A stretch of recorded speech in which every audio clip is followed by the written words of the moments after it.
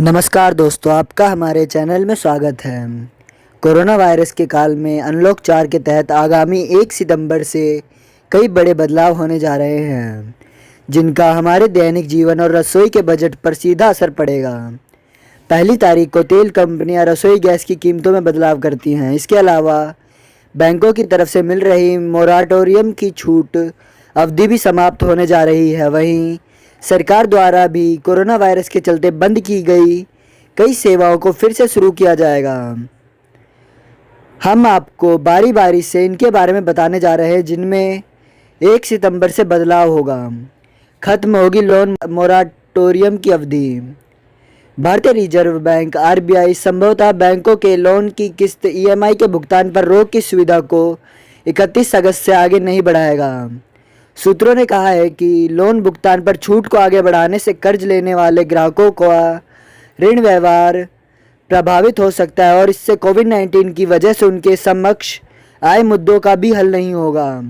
कोविड-19 महामारी के बीच सामान्य कारोबारी गतिविधियां बुरी तरह प्रभावित होने की वजह से रिजर्व बैंक ने कंपनियों तथा व्यक्तिगत लोगों को राहत देते हुए ऋण की किस्तों के भुगतान पर 1 मार्च से 6 महीने के लिए छूट दी थी।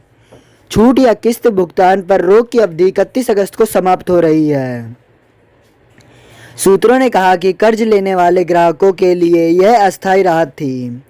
उन्होंने कहा कि यदि छूट की अवधि को 6 महीने से आगे बढ़ाया जाता है तो इससे कर्ज लेने वाले ग्राहकों का ऋण व्यवहार प्रभावित हो सकता है और भुगतान की अवधि शुरू होने के बाद चूक का जोखिम बढ़ सकता है।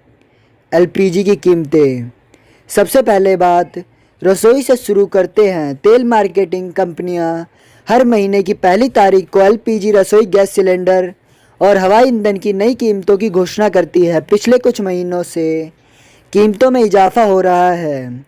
1 सितंबर को भी एलपीजी की कीमतों में बढ़ोतरी हो सकती है। इसके लिए आपको पहले से मानसिक और आर्थिक तौर पर तैयार रहना होगा। फास्टैग होने पर ही मिलेगा डिस्काउंट।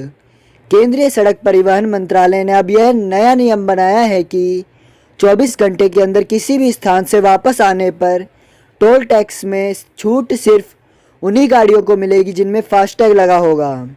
इसका मतलब यह है कि अगर आप अपनी गाड़ी से किसी जगह जा रहे हैं और वहां से आप 24 घंटे के भीतर ही वापस लौटते हैं तो टोल टैक्स की रकम में आपको तभी छूट मिलेगी अगर आपकी गाड़ी में फास्टैग लगा होगा।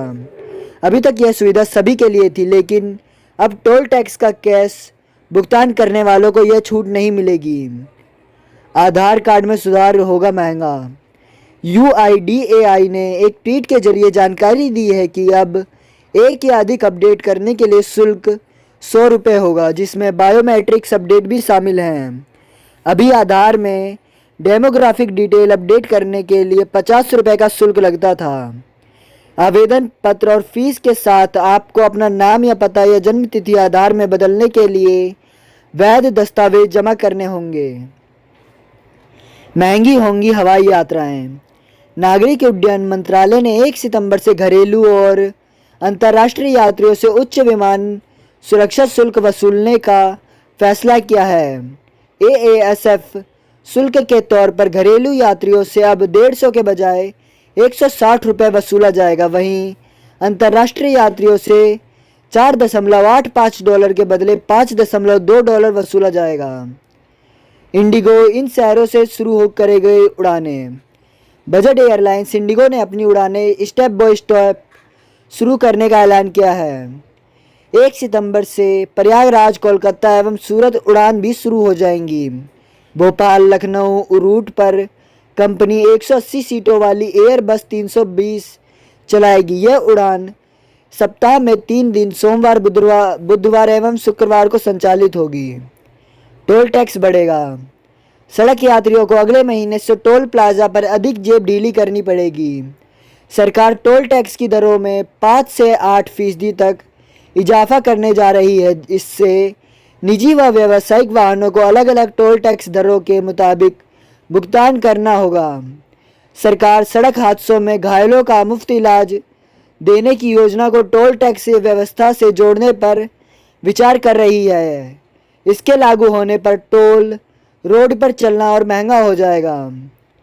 वस्तु एवं सेवा कर के भुगतान में देरी की स्थिति में 1 सितंबर से कुल टैक्स देनदारी पर ब्याज लगेगा। इस साल की शुरुआत में उद्योग ने जीएसटी भुगतान में देरी पर लगभग 46,000 करोड़ रुपए के बकाया ब्याज की वसूली के निर्देश पर चिंता जताई थी। ब्याज कुल देनदारी पर लगाया गया था। केंद्र और राज्य के वित्त मंत्रियों वाली जीएसटी काउंसिल की बैठक में निर्णय लिया था कि 1 जुलाई 2017 से कुल कर देनदारी पर जीएसटी भुगतान में देरी के लिए ब्याज लिया जाएगा और इसके लिए कानून को संशोधित किया जाएगा।